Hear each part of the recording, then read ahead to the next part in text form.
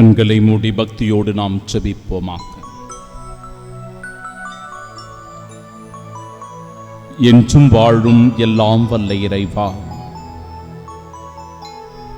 இன்று எங்களை ஆசிர்வதிக்க எங்களையே உம்மிடம் முழுமையாக ஒப்புக் கொடுக்கின்றோம். உமது அருட்கரத்தால் எங்களை ஆசிர்வதித்து அனுப்பும். வல்லமை உள்ளவர்களாக எங்களை வாழச் செய்தருளும். நாங்கள் செய்கிற எல்லா செயல்களிலும் உமது திருவுளம் வெளிப்படும்படியாக எங்களை உமது கருவியாக பயன்படுத்தும். நாங்கள் சந்திக்கிற மனிதர்கள், நாங்கள் மேற்கொள்ளுகிற முயற்சிகள், எங்கள் தொழில், வியாபாரம், குடும்ப வாழ்க்கை, பயணம் எல்லாவற்றிலும் ஆண்டவரே உம்முடைய உடனிருப்பையும் பாதுகாப்பையும் துணை இருப்பையும் எங்களுக்கு தந்தருளும். இயேசு தெய்வமே, உம்மை விட்டால் எங்களுக்கு வேறு ஆதரவு இல்லை, உம்மை விட்டால் எங்களுக்கு வேறு துணை இல்லை. ஆம் ஆண்டவரே, நீரே எங்கள் காவல், நீரே எங்கள் பாதுகாப்பு அரண். அன்பு ஆண்டவரே, இந்த நாளில் நாங்கள் எந்த மனிதரை சந்தித்தாலும் அந்த மனிதரிடத்தில் அன்பு பாராட்டுகிறவர்களாக, இரக்கம் காண்பிக்கிறவர்களாக, உதவி செய்யக்கூடியவர்களாக, பிறரை பாராட்டி தட்டி கொடுக்கிறவர்களாக, ஊக்கப்படுத்தக்கூடியவர்களாக, உற்சாகத்தை தருகிறவர்களாக வாழச் செய்தருளும். ஒருபோதும் குறை பேசுவதோ, புரணி பேசுவதோ, அடுத்தவர்களை பற்றி இல்லாதது பொல்லாதது சொல்வதோ, அவமானப்படுத்துவதோ, தீய பழக்க வழக்கங்களுக்கு இடம் கொடுப்பதோ இல்லாமல் ஆண்டவரே உம் வழியில் செல்லக்கூடிய, உம் சித்தத்தை நிறைவேற்றக்கூடிய நல்ல மகனாக மகளாக வாழச் செய்தருளும். இந்த நாளின் செயல்கள் என எல்லாவற்றையும் உம் திருவுளத்திற்கு ஒப்பு கொடுத்து உம் அருட்துணையை வேண்டி மன்றாடி செபிக்கிறோம். ஆமென்.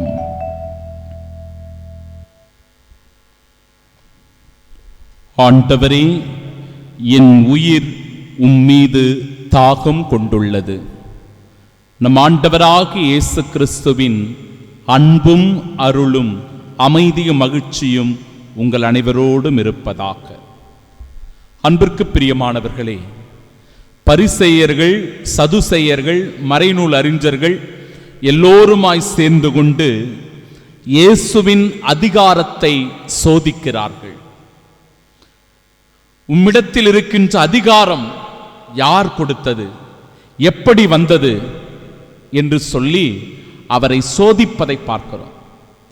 அவருடைய அதிகாரத்தினால் நாம் வாழ்வு பெறுகிறோமே என்று அல்ல, மாறாக அவரை எப்படி கேள்வியால் சிக்க வைக்கலாம் என்பதுதான் அவர்களின் நோக்கமாக இருந்தது. ஆனால் ஆண்டவர் இயேசு கொண்டிருந்த அதிகாரம் அவருக்கு தந்தையிடமிருந்து வந்த அதிகாரம். இயற்கையின் மீது இயேசுவுக்கு அதிகாரம் இருந்தது. பிரியமானவர்களே, அதனால்தான் புயல் காற்று வருகிற போது அஞ்சாதீர்கள் என்று சொல்லி காற்றையும் கடலையும் அவர் கடிந்து கொள்வதை பார்க்கிறோம். மார்க்கு நற்செய்தி 4வது அதிகாரம் 39 முதல் 41 வரை உள்ள இறை வார்த்தைகள். கடல் மீது, இயற்கையின் மீது ஆண்டவருக்கு அதிகாரம் இருந்தது. அதனால் கடல் மீதே அவர் நடந்து போவதை பார்க்கிறோம். மத்தேயு நற்செய்தி 14:25 முதல் 27 வரை உள்ள இறை வார்த்தைகள். ஆண்டவர் இயேசு தண்ணீரை திராட்சை ரசமாய் மாற்றக்கூடிய அதிகாரம் இருந்தது. யோவான் நற்செய்தி 2:9 இறை வார்த்தை.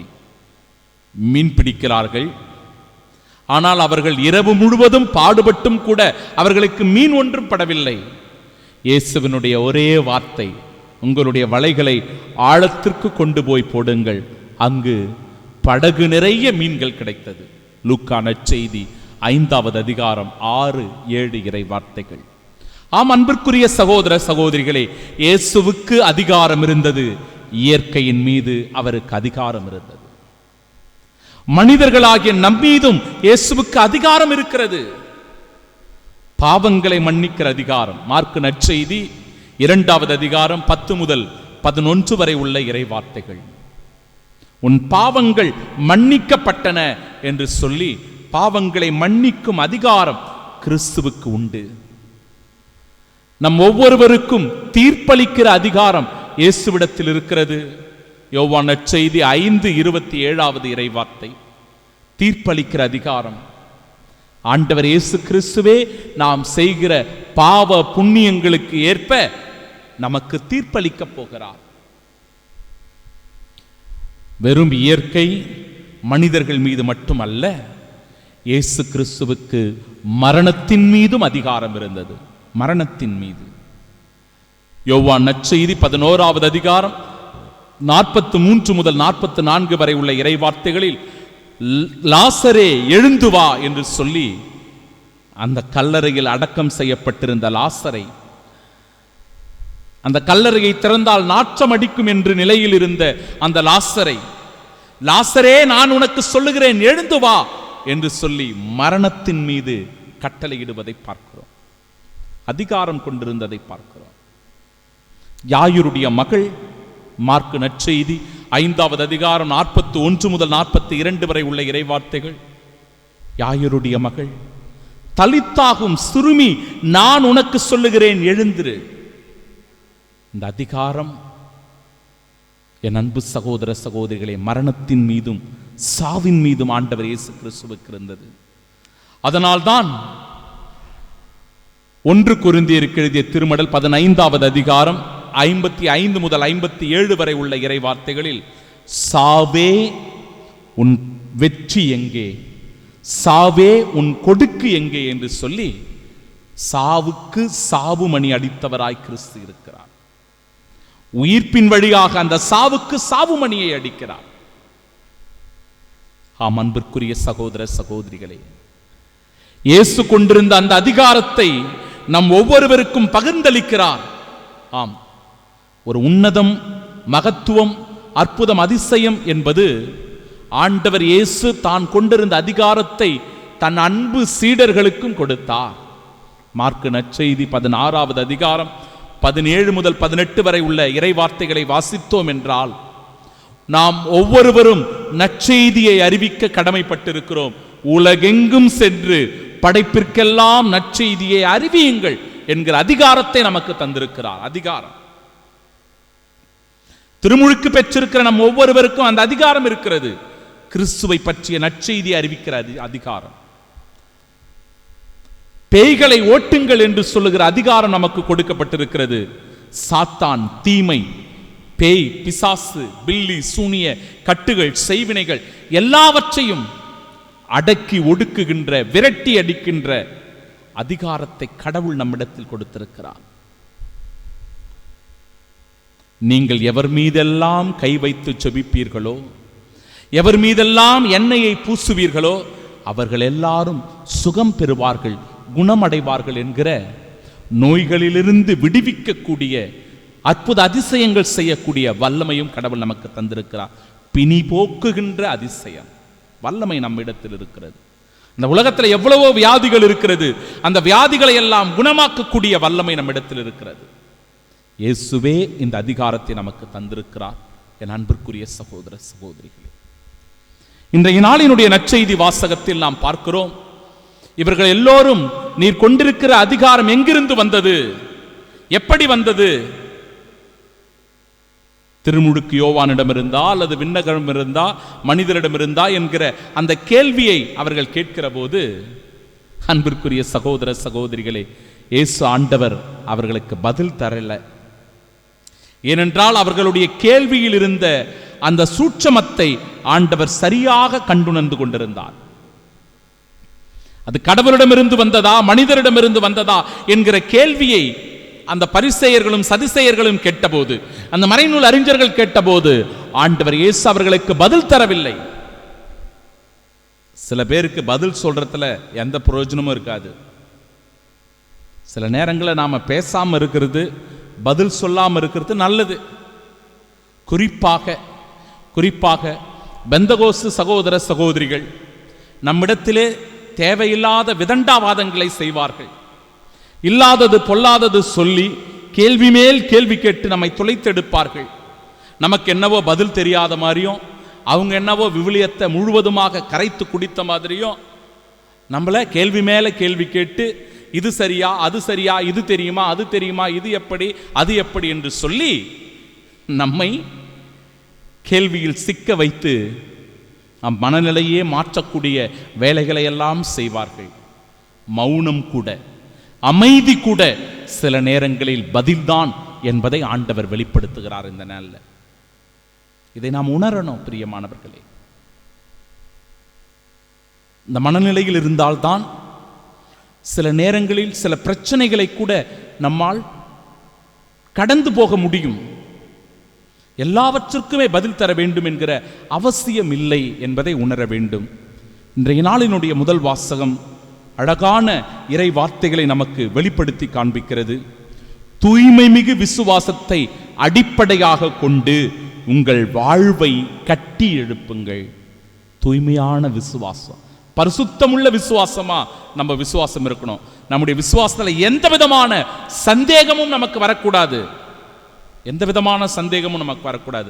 ரொம்ப கவனமா நாம இருக்கணும். நிறைய பேரை நான் பார்க்கிறேன், இந்த பிரிவினை சபை சகோதர சகோதரிகள் எல்லாம் நம்முடைய சிந்தனைகளை கெடுக்கிற போது, நம்முடைய மனதை மாற்றுகிற போது, நம்ம வீடுகளில் இருக்கிற மாதா சுரூபங்களில் அல்லது ஃபோட்டோஸு, ஏசு ஆண்டவருடைய ஃபோட்டோ, இப்படி எதெல்லாம் நம்ம வச்சுட்டு இருக்கிறோமோ அதெல்லாம் தூக்கிட்டு வந்து வெளியில் போட்டுறோம், கோயிலாண்ட போட்டுடுறோம், கெபியில் போட்டு போயிடுறோம்.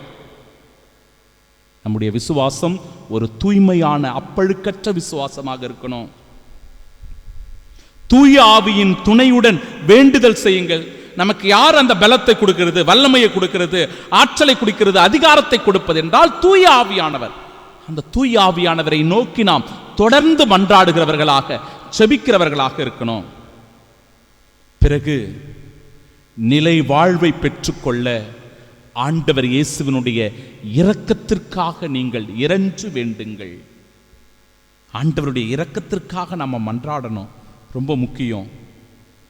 சில நேரங்களில் நம்ப தயங்குவோருக்கு நீங்கள் இரக்கம் காட்டுங்கள். தீயிலிருந்து, அதாவது அவர்களுடைய அழிவு தீயிலிருந்து பிடித்து இழுத்து காப்பாற்றுங்கள். நம்ம குடும்பத்தில் கூட சில பேர் தவறான வழியில் போவாங்க, போதை பழக்க வழக்கங்களுக்கு அடிமையாவாங்க, அல்லது வேறொரு தவறான உறவில் இருப்பாங்க. அப்படிப்பட்ட தீயில் விழுந்து கிடக்கிற அவர்களை நாம் கரம் பிடித்து இழுத்து காப்பாற்ற வேண்டும். நம்ம கையில் தான் இருக்குது. நம்ம கையில் இருக்கிற அதிகாரம் என்ன? ஜெபம் என்கிற ஒரே அதிகாரம் தான். அது இயேசுவினுடைய வல்லமை தான். அது தூய ஆவியானவர் நமக்கு தருகிற அருட்கொடையான வல்லமைகள் தான். அந்த வல்லமை நம்மிடத்தில் இருக்கும்போது எதையும் எப்படியும் நம்மால் ஆட்கொள்ள முடியும். இப்படிதான் ஒரு முறை அந்தோனியார் கோயிலில் நான் ஒரு திருப்பலிக்காக சென்றிருந்த போது அங்கு ஒரு பிசாசினால் பாதிக்கப்பட்ட ஒருவரை அழைத்து கொண்டு வந்திருந்தார்கள். நமக்கு அப்படிப்பட்ட ஒரு பெரிய அனுபவங்கள்லாம் கிடையாது. ஆனாலும் நம்ம அந்த திருப்பலிக்கு சென்றிருந்த போது அவரை அழைத்து கொண்டு வந்தபோது அவன் ஒரே கத்து, அப்படி நெரிச்சு கிரிச்சு எல்லாம் அப்படி இருந்தாப்புல. என்ன செய்வது அப்படின்னு தெரியல. இப்போ கடவுளுடைய வல்லமை இறைஞ்சு வேண்டுவதற்காக கண்களை மூடி கையில் வைத்திருந்த சிலுவை, ஜெபமாலை, விவிலியம் இதெல்லாம் கொண்டு நம்பிக்கையோடு அந்த நேரத்தில் செபிச்சேன். வந்திருந்த அந்த மகன் மீது அந்த சிலுவையை வைத்து செபிக்கிற போது அப்படியே அந்த இடத்திலே அவன் சுருண்டு விழுந்து விட்டான். மயங்கி அவன் கீழே விழுந்த பிறகு என்ன ஆனதுன்னு தெரியல. இப்போ கொஞ்ச நேரம் ஜெபம் எல்லாம் ஜெபித்து முடித்த பிறகு தீர்த்தத்தை எடுத்து அவனுடைய முகத்தில் நன்றாக தெளித்து விட்டு அவனை எழுப்பும்படி சொன்னபோது தட்டி எழுப்புறாங்க. அப்படி துடிச்சு பிடிச்சி எழுந்து நல்லா நிற்கிறான். வணக்கம் சாமி, வணக்கம் சாமி, சரி பத்திரமா போயிட்டு வாங்க. கடவுளுடைய வல்லமை அன்பிற்குரியவர்களே, நாமும் ஒன்றும் கிடையாது. கடவுள் நம்மை பயன்படுத்துகிறார். அந்த வல்லமை திருமுழுக்கு பெற்றிருக்கிற நம் ஒவ்வொருவரிடத்திலும் இருக்கிறது. அதை சரியான விதத்தில் பயன்படுத்தணும். இந்த அதிகாரத்தை சரியான விதத்தில் பயன்படுத்தணும். பிறரை அடக்குவதற்கோ ஒடுக்குவதற்கோ, பிறரை இல்லாதது பொல்லாதது சொல்வதற்கோ அந்த அதிகாரத்தை பயன்படுத்தக்கூடாது. உன் அதிகாரம் அன்பின் அதிகாரமாக, இரக்கத்தின் அதிகாரமாக, மன்னிப்பின் அதிகாரமாக, அமைதியின் அதிகாரமாக இருக்கும்போது இறை ஆட்சியை இந்த உலகத்திலே நம்மால் கட்டி எழுப்ப முடியும். ஆமென்.